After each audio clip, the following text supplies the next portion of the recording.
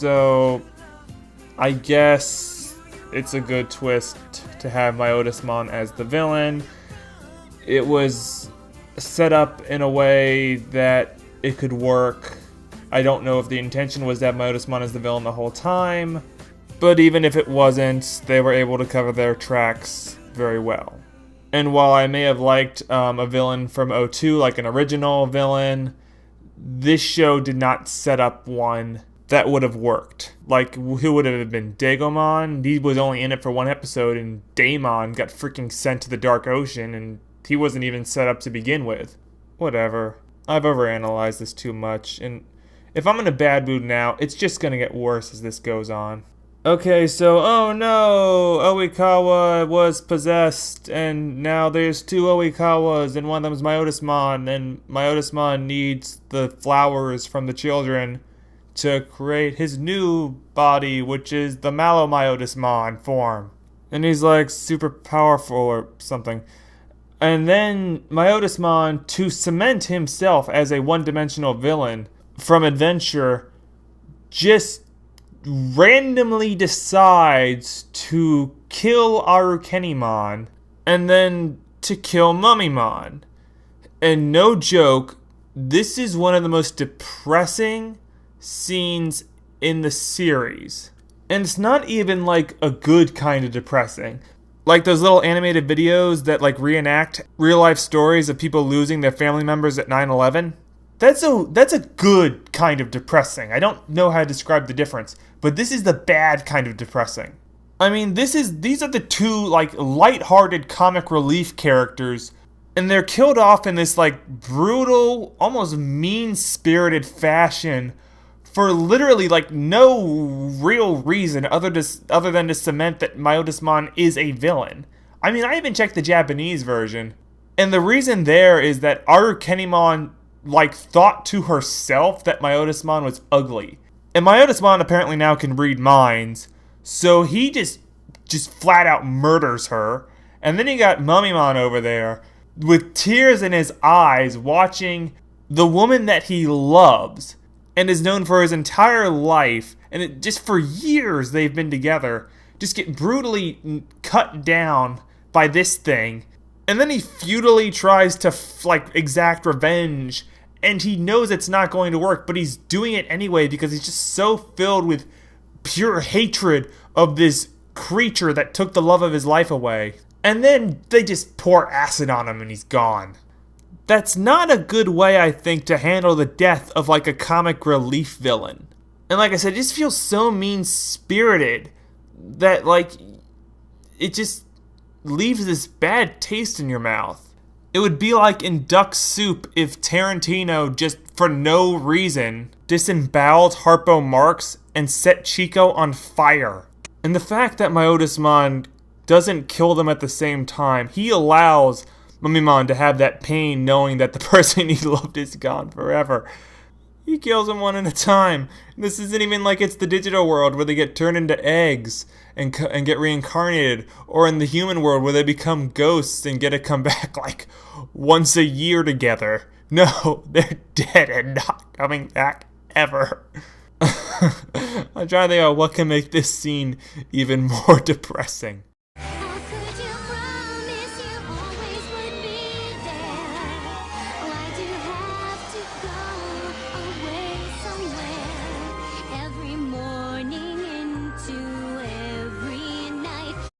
Yeah, that'll do it. So yeah, Arukenimon and Mummymon are dead. Just dead and gone forever. We learn about this dimension that we're all in now. Apparently it grants wishes or something. And the kids start like wishing that their Digimon could beat Myotismon. And they believe in their Digimon hard enough that it actually starts to work. And then Myotismon does this attack that traps the kids in their ultimate fantasies. And we get to delve into the psyches of our main heroes. So what do these kids fantasize about? Well, TK fantasizes about his parents not being divorced anymore and him and Matt living together under one roof. You know, just no longer having a fractured family. That whole angle wasn't really developed in O2, but it's a carryover from Adventure, so I'll give it a pass. Let's see, then you got Kari, who just dreams about everyone in the world being happy and Digimon and humans living side by side. That's not really, like, specific to her character. That's just like a generic sort of answer. Like, you could have put that for any of these kids' fantasies and it would have worked. But Kari got, like, no character development and there's no, like, personal relationships that the writers thought they could have used to give her a unique type of fantasy, so let's just have it that she wishes everyone was happy all the time. Let's see, then you got Cody, who just wishes that, like, his dad could have lived long enough to see the digital world. I like that one. That one's good. Then we got Yoli, whose big fantasy is to just eat food, to stuff her fat, stupid face, and to not have any siblings. Because that was a thing, right? Her hating her siblings. Her siblings that only make like 1 or 2 appearances in the entire show. And like mildly annoy her that one time. But no, that was her big fantasy, is to wish that all of her siblings were dead or never existed so she can sit home and eat food all day. What a selfish cow. Alright, Ken, what do you got for me? Alright, so Ken's big fantasy is that a bunch of Digimon tie him to a post and then murder him. Wait, what? Jesus Christ, what the hell? We've got like food, world peace, family togetherness, and then masochism with possible suicidal tendencies. This seems kind of brutal too. Nothing that a little music can't fix.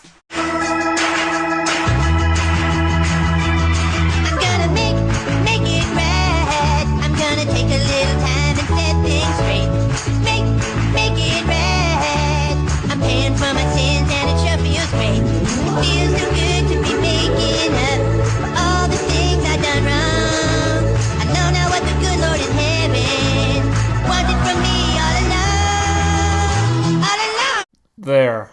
Much less disturbing. Or more disturbing. I don't care. So that's the end of the fantasies, but you're probably wondering, well, where's Davis's fantasy? Well, person who hasn't watched O2 but for some reason is watching all these videos, Davis doesn't have a fantasy.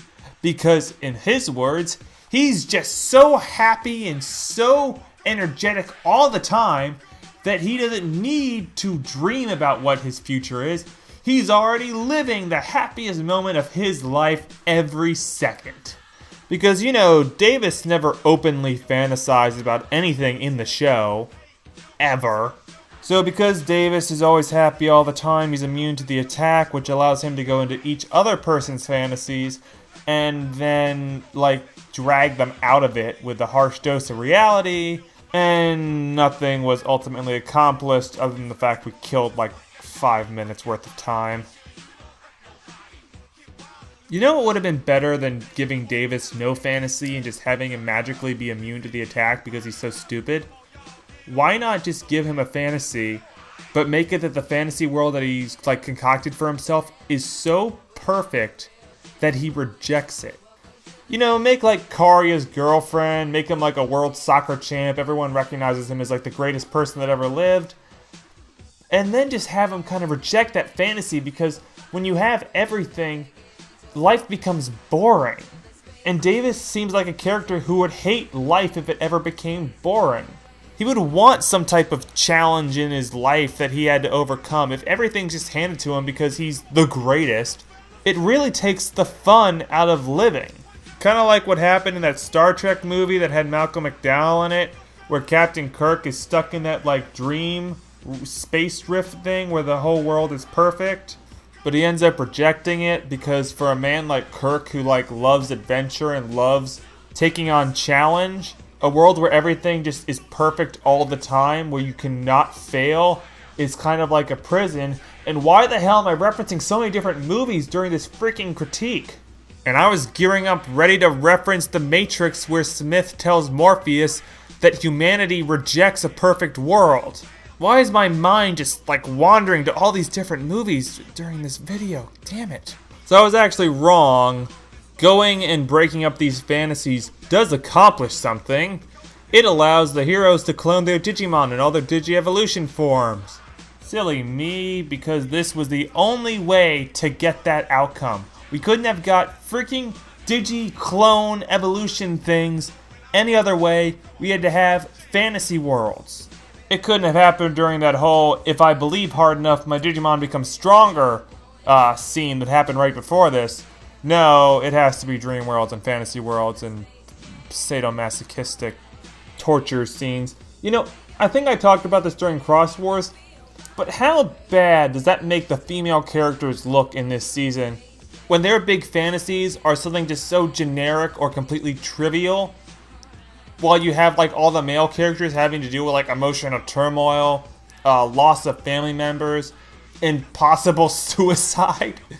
So everyone's fighting now. Myotismon's looking like a super punk. I guess trapping herself in a world where the heroes can wish for any unlimited amount of power to be put on their Digimon wasn't the best idea. So during the fighting, Myotismon gets blasted through the dimension and ends up in the digital world somehow. And this was Myotismon's master plan the whole time. He wanted to go to the digital world so that he could use the powers of darkness to then go to the human world where he can eat people. I think that's his plan because he's a vampire, right? He needs to eat people to stay alive. So without all the magic clone powers, how are the heroes going to defeat Myotismon? Well, through the power of positive thinking.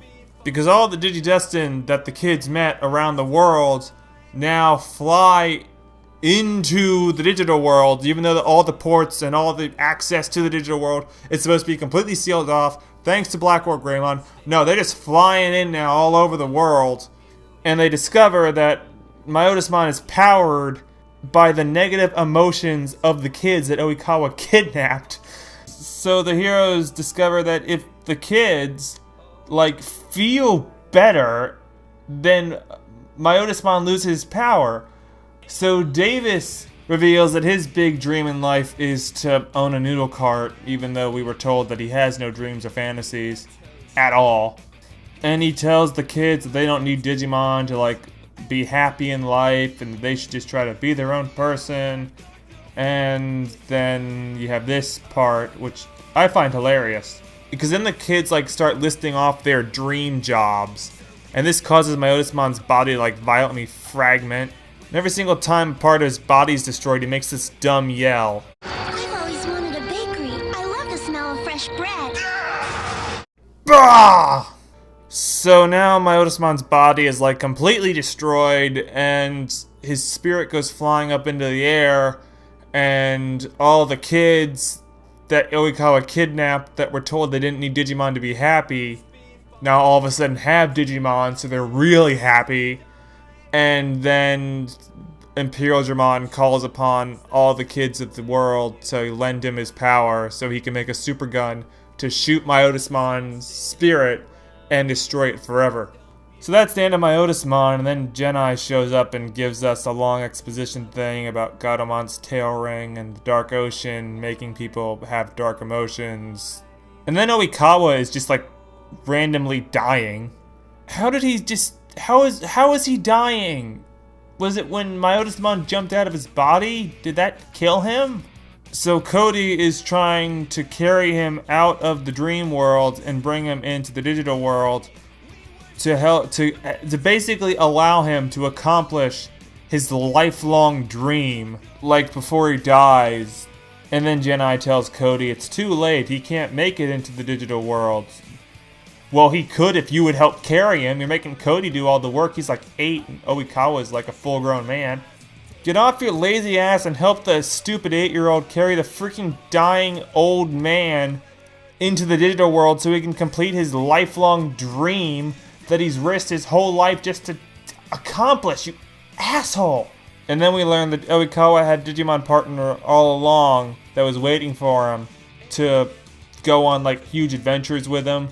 But now he doesn't get to have those adventures because he's dying literally 2 feet away from the digital world. I'm laughing, but this is actually really sad, and I feel bad. Why did this season all of a sudden take a super dark turn? Remember when the kids freaked out because they killed an evil Digimon?